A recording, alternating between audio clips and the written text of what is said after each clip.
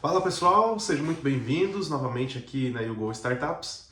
O vídeo de hoje é um vídeo que eu estou muito ansioso para gravar, já queria ter gravado há muito tempo. É um vídeo sobre valuation e como encontrar o valuation da sua startup. Esse tipo de conteúdo eu tenho certeza que vocês não encontram de uma forma fácil na internet, de uma forma autoexplicativa. E hoje o vídeo vai ser bem dinâmico, quero ir para a tela do computador, vou mostrar algumas coisas, vou mostrar na prática como que você pode lançar suas despesas, fazer suas projeções de faturamento e através disso chegar a estimar um valuation da tua startup. Bom, vamos lá. Primeiro passo aqui, né? Vocês já estão vendo a planilha. Ela tem algumas abas. Depois de tudo isso eu vou compartilhar com vocês, vou deixar isso tudo disponível para que vocês possam baixar essa planilha e utilizá-la como exemplo. Mas vocês vão ver que essa planilha tem algumas abas, né? Então, custo dividido por meses, depois a gente tem uma projeção, que eu estou chamando de projeção realista, e depois uma chamada valuation. O que são os custos de 1 a 12 meses, que são os custos de 13 a 24 meses e assim por diante? Esses custos nada mais são do que quanto vai custar a tua startup durante um período de um ano. Esse período a gente faz de um ano porque facilita a conta depois para entender os fluxos de caixa do teu negócio e como isso impacta no teu valuation.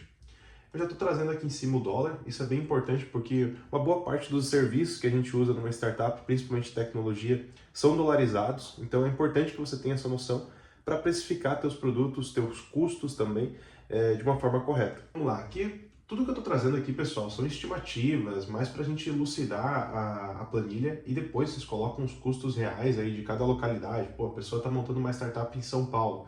Com certeza os custos vão ser muito diferentes de alguém que está montando no sul ou no nordeste do país, né?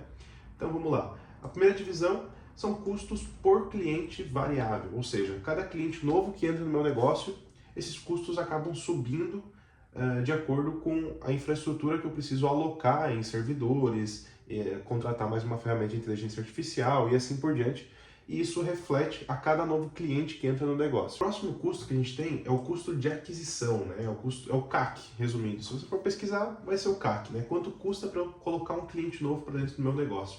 Nesse exemplo, eu estou dizendo que meu CAC é de R$ 300, ou seja, eu gasto alguma coisa com marketing, eu gasto alguma coisa com vendas, e eu também gasto alguma coisa com implementação, deslocamento, o que for, né? Isso tudo é bem específico de cada negócio. Se você está montando um aplicativo, você vai ter um tipo de custo.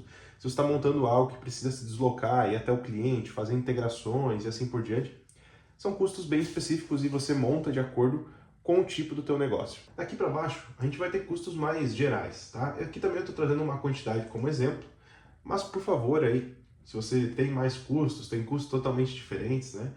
Coloque na planilha e ajuste conforme a realidade do teu negócio, né? Então, estou montando um negócio e vou começar de casa, né? Então, custos de aluguel talvez você não precise colocar aqui, custo de energia talvez você não precise colocar aqui. Aqui tem um cálculo bem interessante que as pessoas acabam esquecendo de colocar, né? Então, por exemplo, eu estou colocando aqui que um programador custa 6.800 vezes 1.7. O que é 1.7? 1.7 nada mais é do que um número de mercado, vamos chamar assim, 70%, que é o quanto custa para você contratar uma pessoa, o custo patronal, ou seja, o quanto a empresa paga para ter esse funcionário. É um custo que está entre linhas, vamos chamar assim, ele não está... o funcionário não vê esse custo, né? Mas a empresa precisa pagar aí cerca de 70% de impostos e tudo mais para ter esse funcionário como CLT.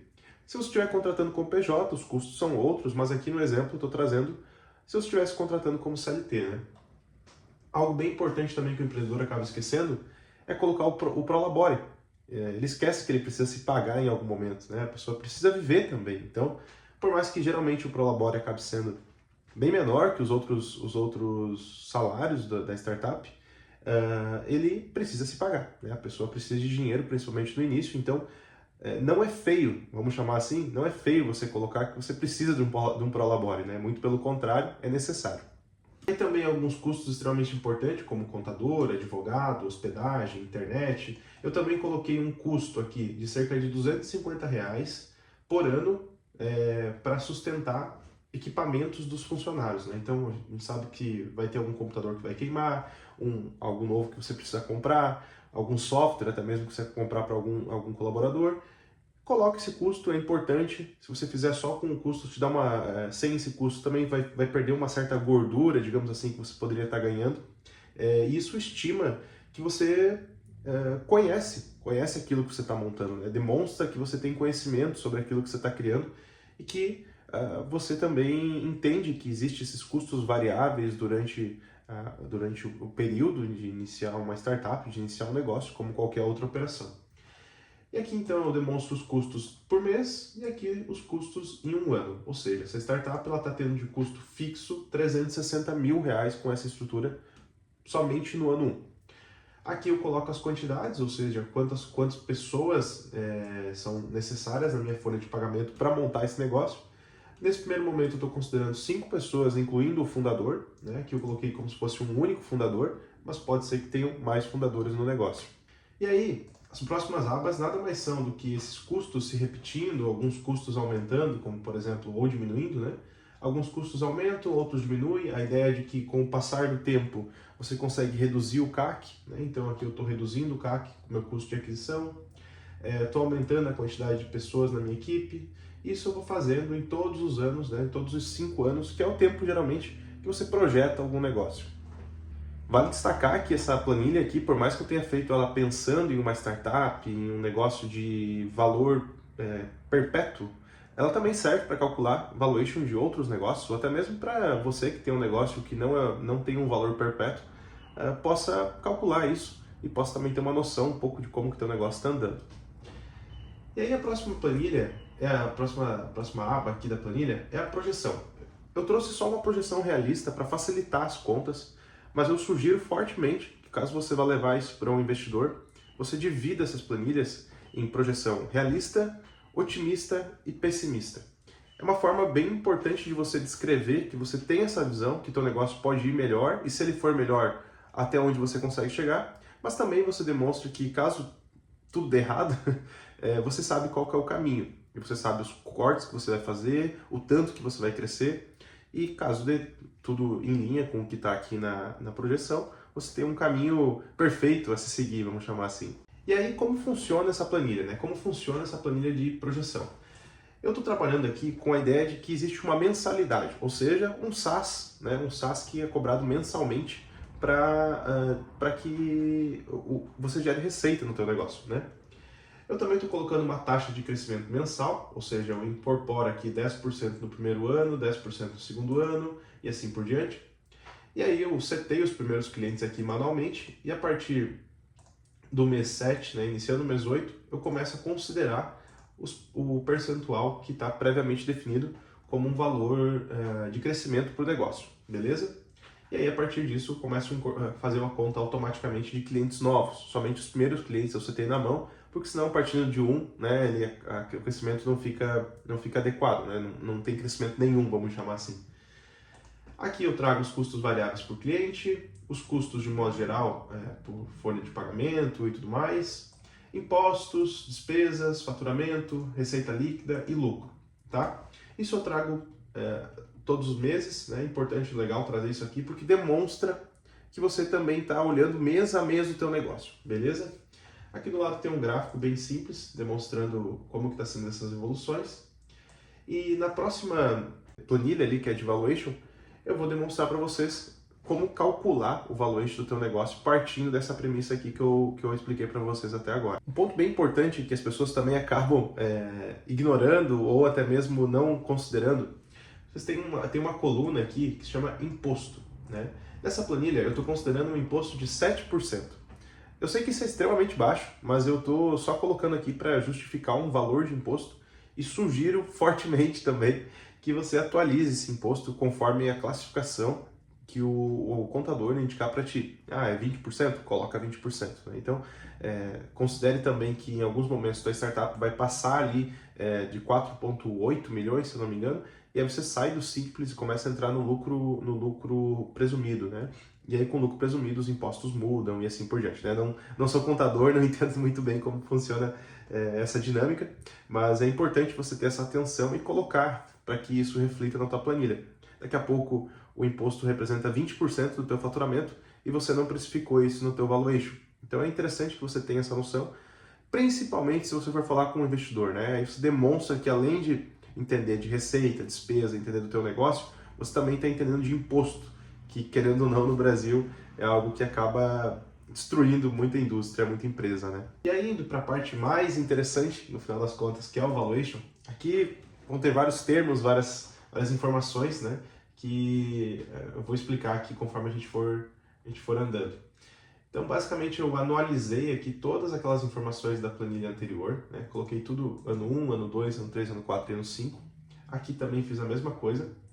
E, basicamente, eu gosto de trazer 4 simulações, vamos chamar assim, para fazer uma média disso tudo e ter um valuation mais certeiro, né? O que eu quero dizer com isso? O primeiro valuation, nada mais é do que eu dizendo o seguinte: preciso de 250 mil. E aí eu já vou dizer de onde eu tirei esse número, tá? Esse número, aqui na projeção, se vocês verem a última coluna, ela fica negativa. Ou seja, às vezes as pessoas chegam para mim e me perguntam: poxa, Odolir, como é que eu faço para saber quanto eu preciso de investimento na minha startup? E você chegar para o investidor e dizer: eu preciso de 500 mil, 600 mil, não faz muito sentido, né? Você precisa ter um norte, precisa ter uma informação de onde você tirou esse número, né? E aqui, basicamente, se vocês somarem, está dando 207 mil. Ou seja, eu acabei colocando uma gordurinha ali, uns 40 mil a mais, para chegar num valor de 250 mil, que seria o que eu estaria buscando na minha primeira rodada de investimento.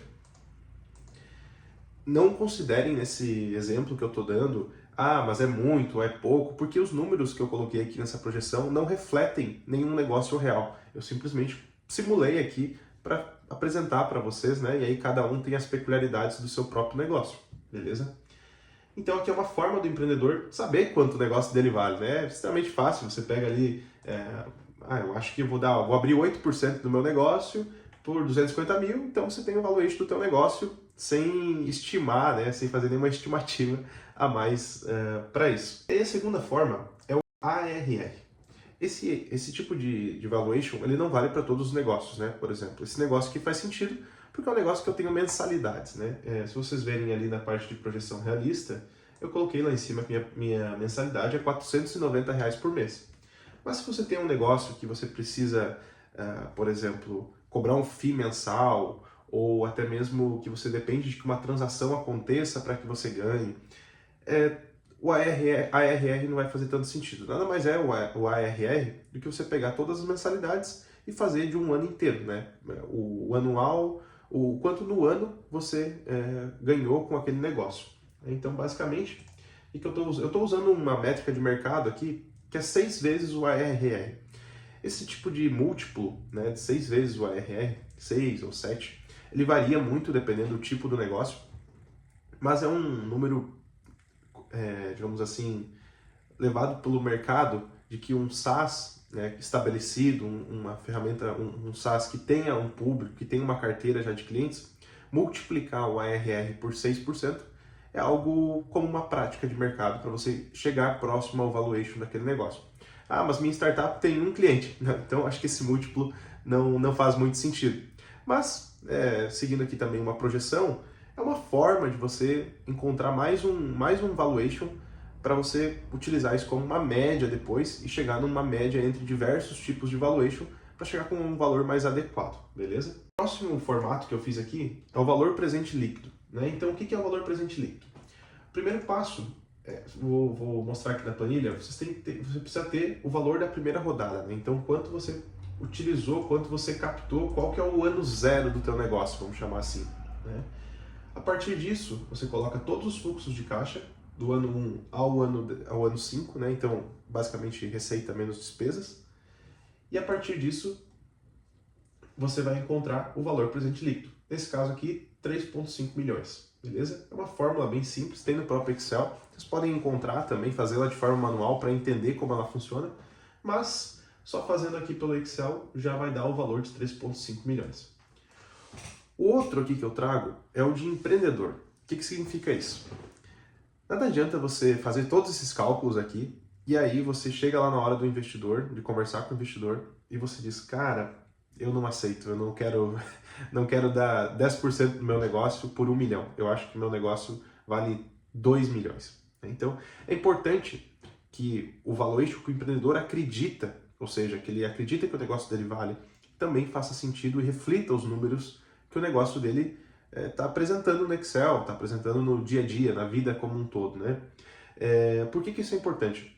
Porque te dá uma firmeza, uma clareza também de você aceitar aquilo, né? E levar isso como realidade e não se frustrar lá na frente, não chegar daqui 2, 3 anos e dizer, poxa, dei 2% do meu negócio para o investidor e na verdade eu achava que deveria ter passado um outro valuation, né?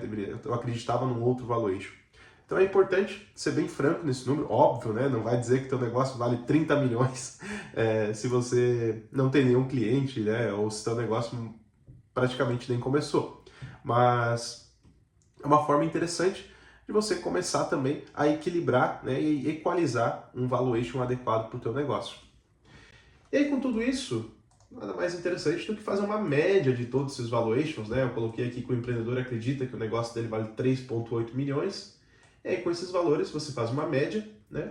E com essa média você tem aí 3,8 milhões, que é a média que o empreendedor deveria levar em consideração, vamos chamar assim, para calcular o quanto o negócio dele vale.